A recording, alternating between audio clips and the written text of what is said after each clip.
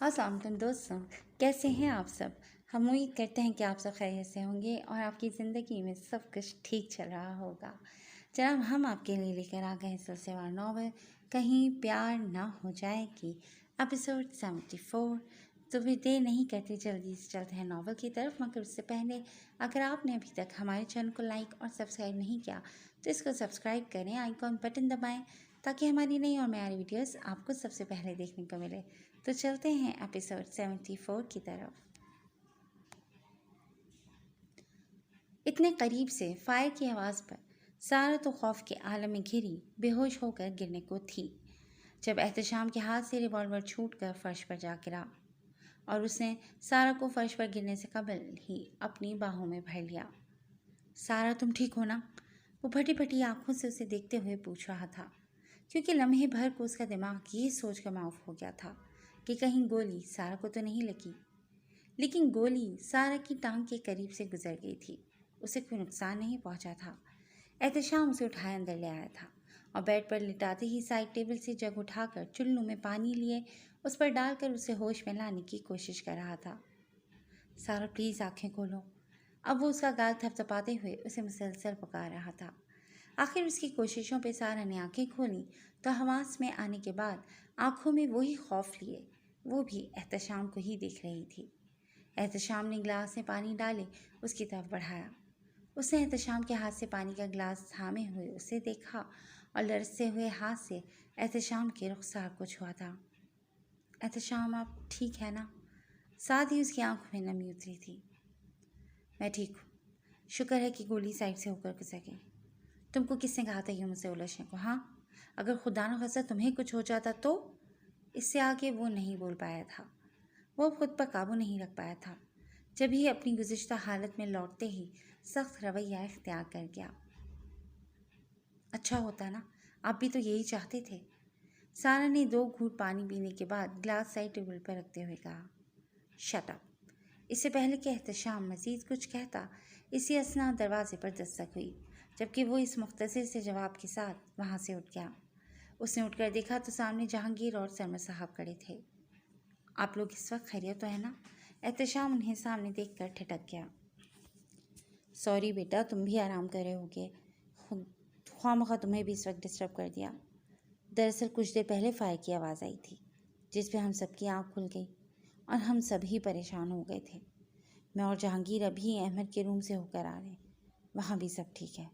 उसी ने हमसे कहा कि फायर की आवाज़ तो करीब से ही थी, आप एक बार एहतशाम को भी देख लें।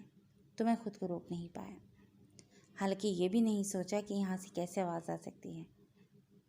लेकिन तुम्हारी आंखें सुर्खी हो रही हैं, सब ठीक है ना? सरमद साहब को बेटे को सामने देखकर इत्मीनान तो हुआ था, लेकिन उसकी सुर्ख पड़ती आंखें उनसे छुप नहीं पाई थी। जब भी वो उसके शाने पर हाथ रखे फिक्रमंदी से पूछ रहे थे। नहीं बाबा, ऐसी कोई बात नहीं, मैं भी अभी अपने ऑफिस का काम ही देख रहा था। कुछ ज़रूरी फाइल्स चेक करनी थी तो वही काम निपटा रहा था। शायद जागने की वजह से ऐसा हो रहा है, और तो कुछ भी नहीं। जी, फायर की आवाज़ तो मुझे भी आई थी। खैर, खामोशी से ऐसे ही महसूस होता है कि बहुत करीब से आवाज़ आई है, जबकि ऐसा नहीं है। आप लोग परेशान नहीं हो, यहाँ सब ठीक है। और हाँ, मुझे सुबह ऑफिस थोड़ा लेट जाना है, तो प्लीज़ नाश्ते में मेरा इंतज़ार मत कीजिएगा, मैं भी आराम करूँगा। काफ़ी देर हो गई है तो हो सकता है आँख देर से खुले। एहतशाम ने उन्हें तसल्ली देने के बाद अगली बात भी कह डाली। ठीक है बेटा, हम भी चलते हैं, रात काफ़ी हो गई है, तुम भी आराम करो। बाकी काम सुबह देख लेना और सुकून से सो जाओ, मैं भी जान को बता दूंगा। सरमद साहब अपनी बात कहकर पलट गए थे, जबकि एहतशाम भी दरवाज़ा बंद करता अंदर पलट आया और टेरेस की तरफ आते ही उसने रिवॉल्वर और बुलेट का केस वहाँ से उठाया। केस को बास्केट में फेंकने के बाद उसने रिवॉल्वर को सोफे पे अपने तकिए के नीचे रख लिया था। उसने साइड टेबल की ड्रॉर से पिल्स निकाली। इस अजियत से फिलवक्त निजात के लिए उसने पिल्स ली और वापस सोफे पर आकर ढहसा गया। उसका सर दर्द की शिद्दत से फट रहा था। एहतशाम, इस सूरत हाल में आपकी जगह कोई भी होता तो वो इसी तरह रिएक्ट करता, मैं समझ सकती हूँ। लेकिन प्लीज़ खुद को और मुझे इतनी अजियत से दो चार मत करें कि बाद में हकीकत मालूम होने पर आपको पछतावा हो। सारा एहतशाम को इस हालत में देखकर उसके पास चली आई थी। सारा, میں تم سے بے پناہ محبت کرتا ہوں، جانتی ہو اسی لیے اب تک تمہاری ہر اس بات کو خوشی سے سہتا رہا ہوں، چاہے پھر وہ میرے مزاج کے برخلاف ہی کیوں نہ تھی۔ لیکن یہ بات میری برداشت سے بہت اوپر ہے۔ تمہاری دی گئی ہر چوٹ کو سہ سکتا ہوں، لیکن میں یہ کیسے برداشت کروں سارا؟ لیکن اب میں امر آغا کو نہیں چھوڑوں گا۔ احتشام کی آنکھوں میں خون اتر آیا تھا۔ بس احتشام، میں آپ کو اپنی کردار کشی کی مزید اجازت نہیں دوں گی۔ لیکن آپ اگر میرے ساتھ ساتھ احمد کو بھی قصوروار سمجھ رہے ہیں تو آپ سراسر غلطی پر ہیں، کیونکہ میں آپ پر واضح کر چکی ہوں کہ میں نے اسے اس کے عزائم میں کامیاب نہیں ہونے دیا تھا، اس لیے آپ اسے کچھ نہیں کہیں گے۔ اگر آپ نے اس معاملے کو لے کر یا خود کو نقصان پہنچانے کی کوشش کی، اگر آپ نے اس معاملے کو لے کر اسے یا خود کو نقصان پہنچانے کی کوشش کی تو میں بھی ایک پل نہیں لگاؤں گی اپنی جان لینے میں۔ یاد رکھیے گا، سارا جو ایک بار ٹھان لے تو اس سے پیچھے نہیں ہٹتی۔ سارا کرب سے دبے دبے انداز میں چیختی اس کے پاس سے اٹھائی تھی۔ احتشام اس کی بات پر ضبط ہی کر گیا اور جبڑا بھیج کر رہ گیا۔ رات بھر اس کی طبیعت ایسے ہی بے چینی میں گزری تھی، لیکن احتشام بہت دیر تک سوچوں میں گھرے رہنے کے بعد ان پلز کی وجہ سے ہی نیند کی آغوش میں جا چکا تھا۔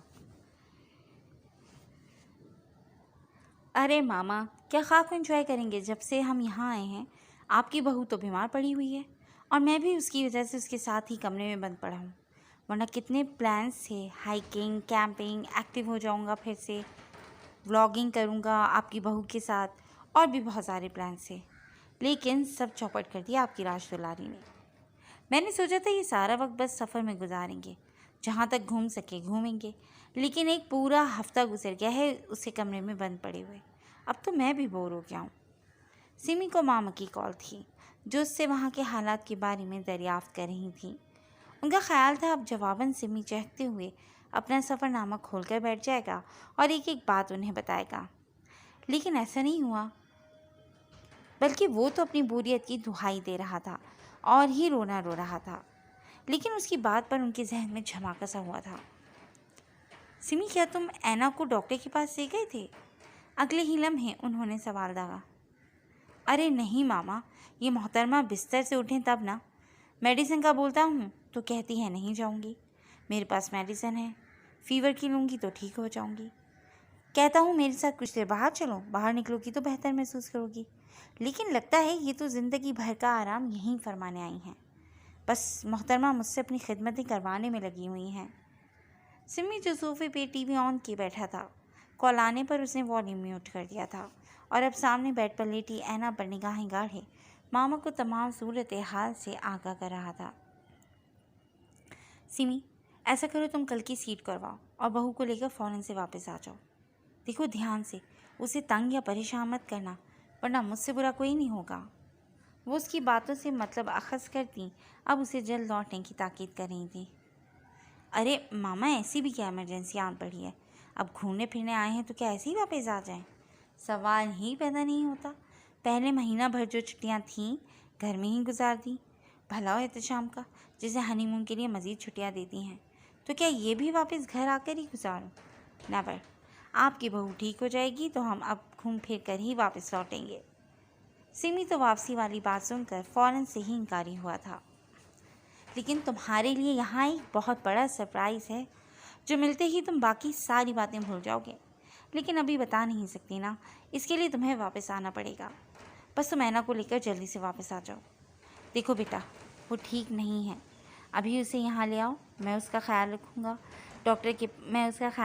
گی، ڈاکٹر کے پاس لے جاؤں گی، ٹھیک ہو جائے گی تو پھر لے جانا اپنی بیگم کو۔ بس ابھی میری بات مانو اور فوراً واپس آؤ، ورنہ میں ناراض بھی ہو سکتی ہوں۔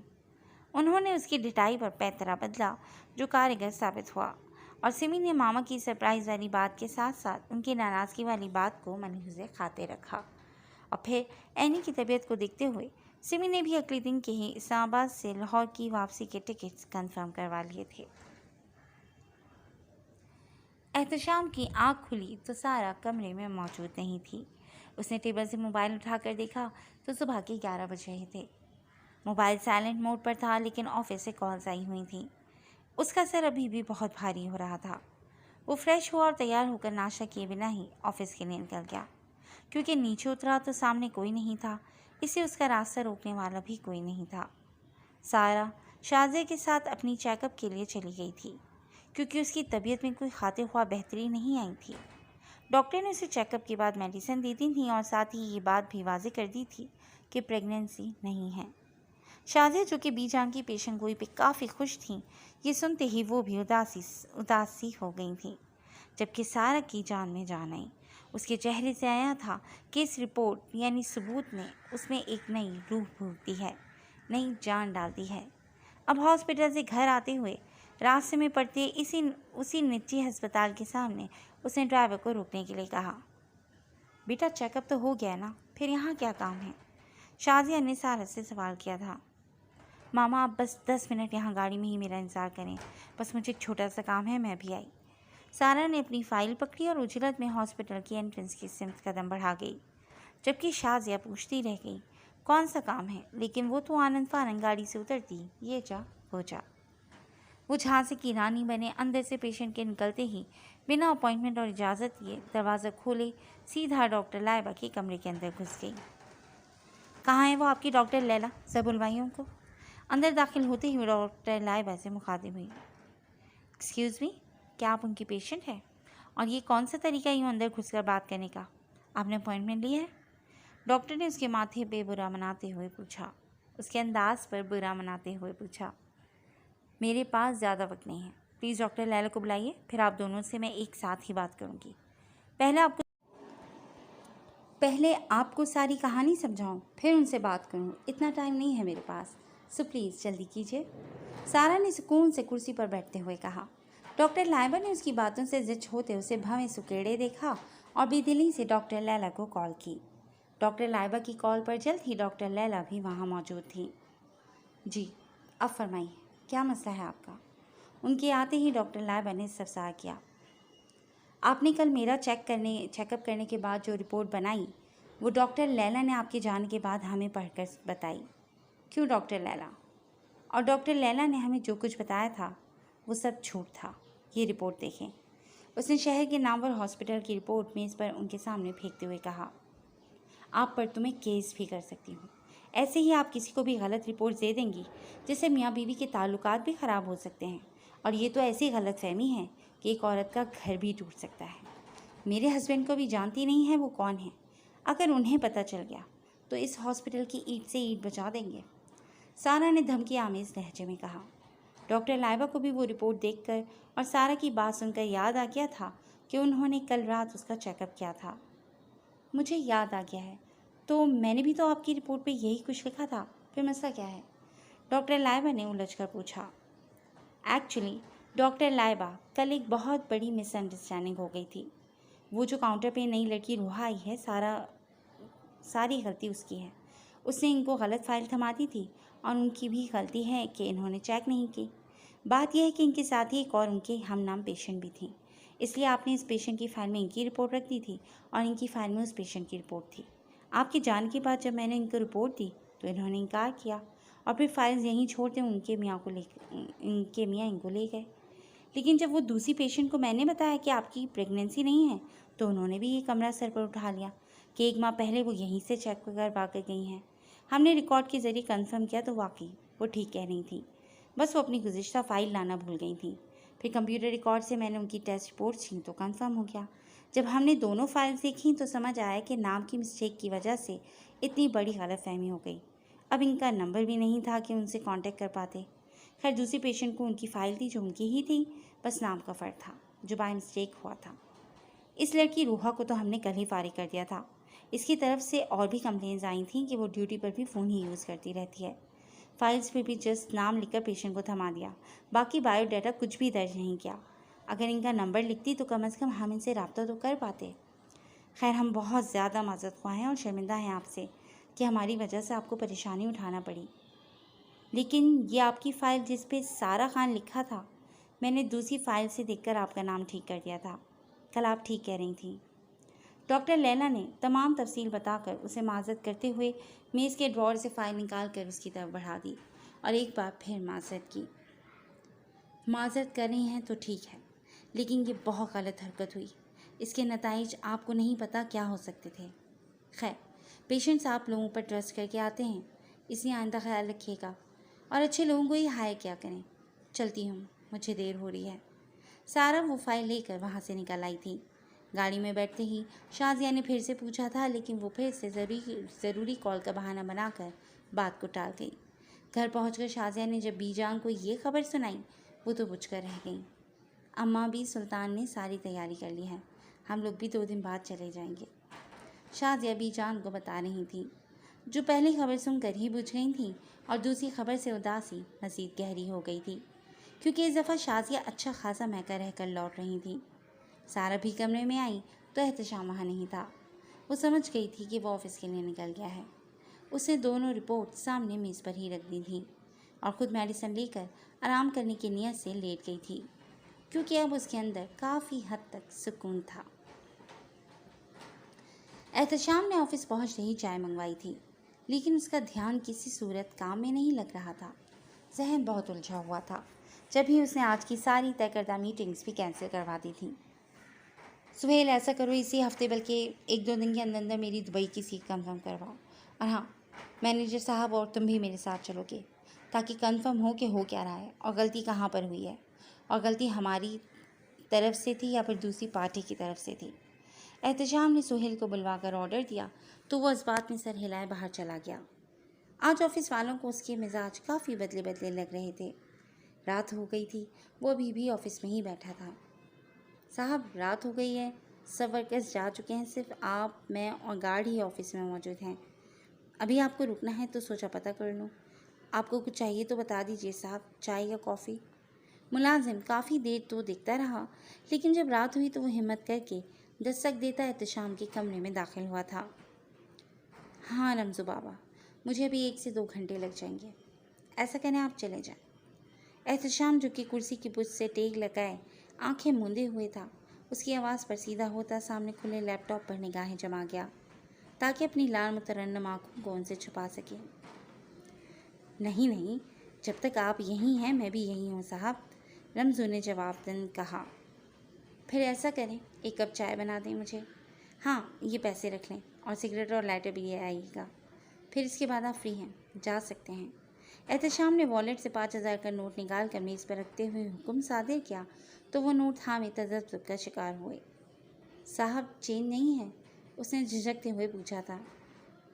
نہیں بابا، چینج نہیں ہے فی الوقت میرے پاس، احتشام نے لیپ ٹاپ پہ ہی نظریں گاڑے ہوئے کہا۔ رمزو بھی خاموشی سے سر ہلاتا باہر چلا گیا۔ احتشام کا سر درد کی شدت سے بری طرح دکھ رہا تھا۔ رمزو کے جاتے ہی اپنی کن پٹی کو دونوں ہاتھوں میں لیے وہ سہلا رہا تھا جب اس کا فون بجنے لگا۔ سارا کی کال تھی۔ احتشام نے دیکھتے ہی فون واپس ٹیبل پر پھینک دیا۔ سارا مسلسل کالز کر رہی تھی۔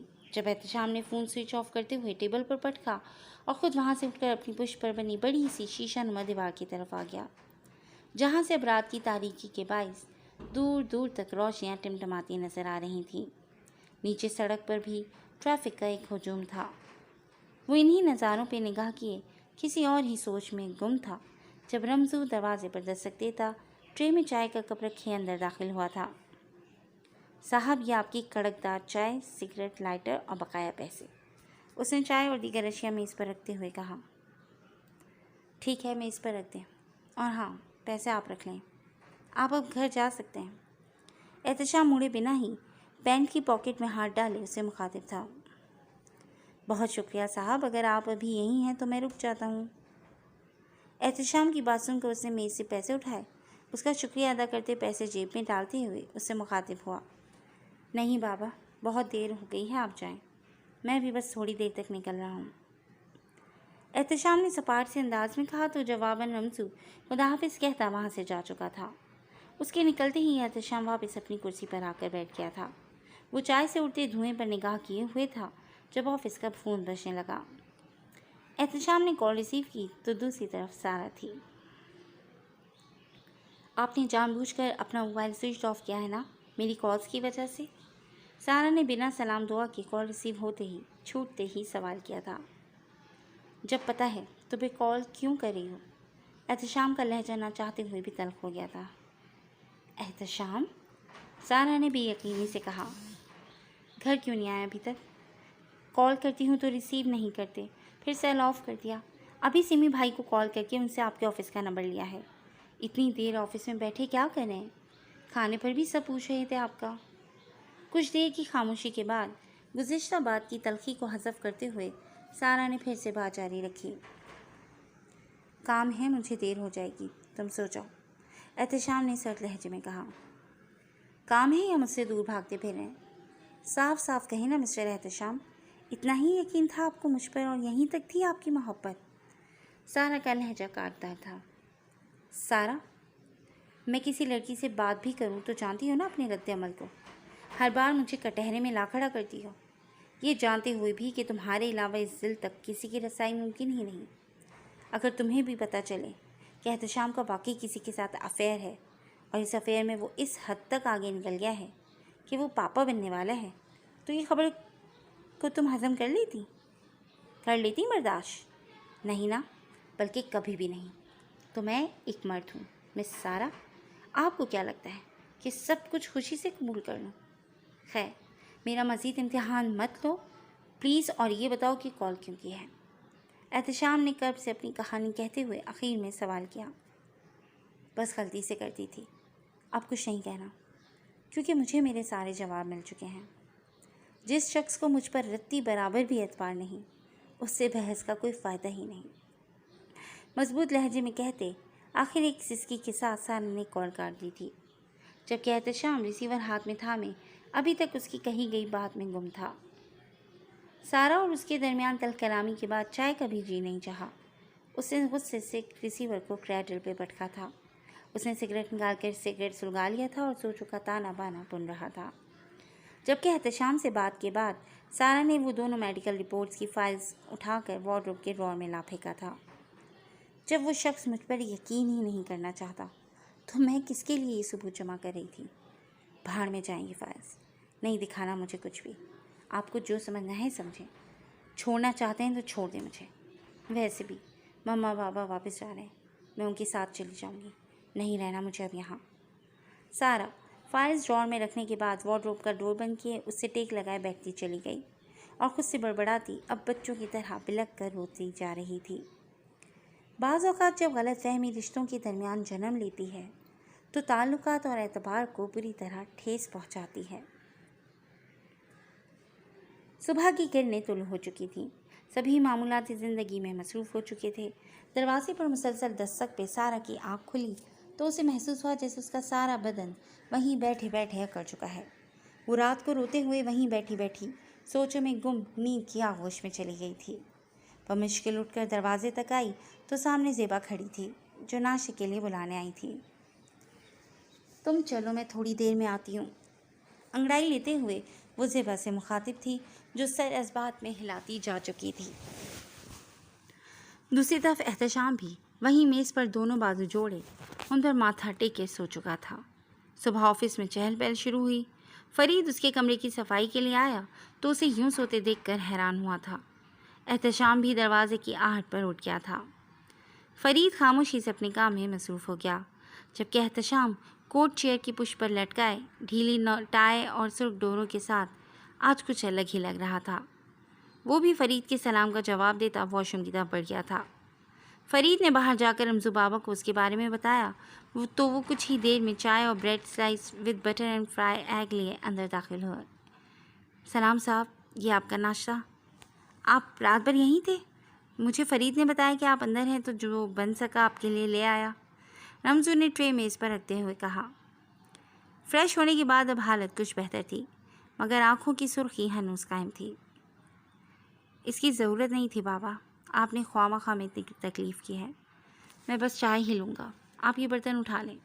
उसकी आवाज़ भी काफ़ी भारी हो रही थी। नहीं साहब, ये आप खा लें, बहुत मोहब्बत से लाया हूँ आपके लिए, रमज़ू ने मिन्नत भरे लहजे में कहा तो जवाबन एहतशाम मुस्करा कर खामोश हो रहा।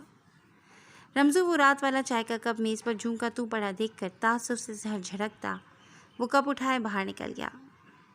शर्मा साहब ने कॉल की तो वो बहाना बना गया कि एक दोस्त की तरफ है, कुछ इमरजेंसी हो गई थी तो रात यहीं रुकना पड़ा।